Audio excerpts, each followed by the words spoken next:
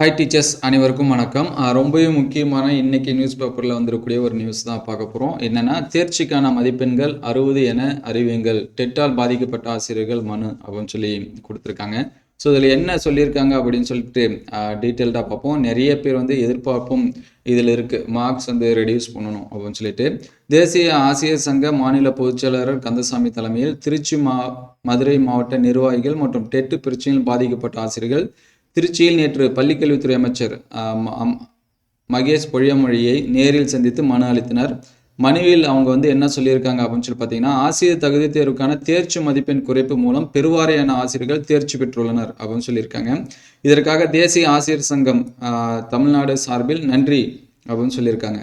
கடந்த ஆண்டு நவம்பர் மாதம் நடந்த ஆலோசனை கூட்டத்தில் ஒரு ஆசிரியர் கூட பாதிக்கப்படாமல் இந்த அரசு நடவடிக்கை எடுக்கும் என தாங்கள் கூறியது அனைவருக்கும் மகிழ்ச்சியை தந்தது அப்படின்னு சொல்லியிருக்காங்க.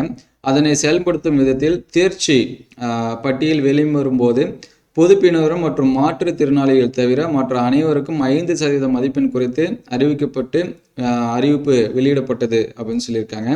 மற்ற அனைவருக்கும் மகிழ்ச்சியை தந்த அறிவிப்பு பொது பிரிவினர் மற்றும் மாற்றுத்திறனாளிகளுக்கு மன உளைச்சலையும் வருத்தத்தையுமே தந்தது அப்படின்னு சொல்லியிருக்காங்க. அனைவரது நலையும் கருத்தில் கொண்டு பொதுப்பினருக்கு 75 மதிப்பெண்களும், அதாவது 50% மாற்றணும் அப்படிங்கிற மாதிரியும், அதுக்கடுத்து மாற்றுத்திறனாளிகளுக்கு 60 மதிப்பெண்களும், அதாவது 40% தேர்ச்சிக்கான வரம்பாக நிர்ணயித்து திருத்திய தேர்ச்சி பட்டியலை வெளியிட வேண்டும் அப்படின்னு சொல்லியிருக்காங்க. ஆசிரியர் தேர்வு ஒரு தகுதி தேர்வு மட்டுமே, பணி நியமனத்திற்கான தேர்வு இல்லை என்பதால் இடஒதுக்கீடு விதிகள் இதற்கு பொருந்த வேண்டியது இல்லை அப்படின்னு சொல்லியிருக்காங்க.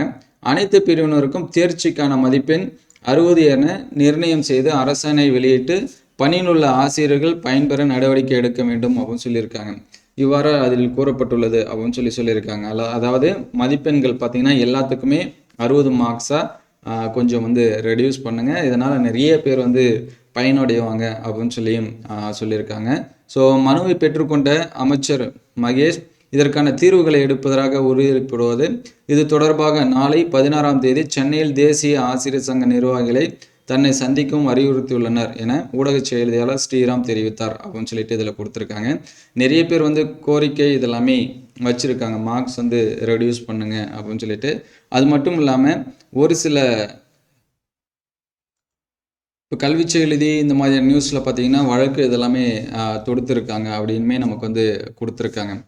அதாவது BC, BCM, MBC, DNC, PW இவங்களுக்கு எல்லாமே 40%, அதாவது 60 மதிப்பெண்ணாக மாற்றணும், அதுக்கேற்ற மாதிரி மாற்றி கொடுங்க அப்படிங்கிற மாதிரியான வழக்குகள் வந்து தொடரப்பட்டிருக்கிறதா நமக்கு வந்து கல்வி செய்தி இதெல்லாமே கொடுத்துருக்காங்க. மதுரை உயர்நீதிமன்றத்தில் திங்கட்கிழமை இதற்கான விசாரணை வருகிறது அப்படிங்கிற மாதிரியும் சொல்லியிருக்காங்க. ஸோ இதை பற்றின அடுத்தடுத்த அப்டேட்டட் நியூஸ் இருந்துச்சுன்னா உடனே அப்டேட் பண்ணும். ஸோ நீங்கள் வந்து எவ்வளோ மார்க்ஸ் வந்து ரெடியூஸ் பண்ணால் உங்களுக்கு வந்து ஹெல்ப்ஃபுல்லாக இருக்கும் அப்படிங்கிறதையும் கமெண்ட் பண்ணுங்கள். இதை பற்றின உங்களுடைய கருத்துக்களும் பதிவு செய்யுங்க. Thank you all.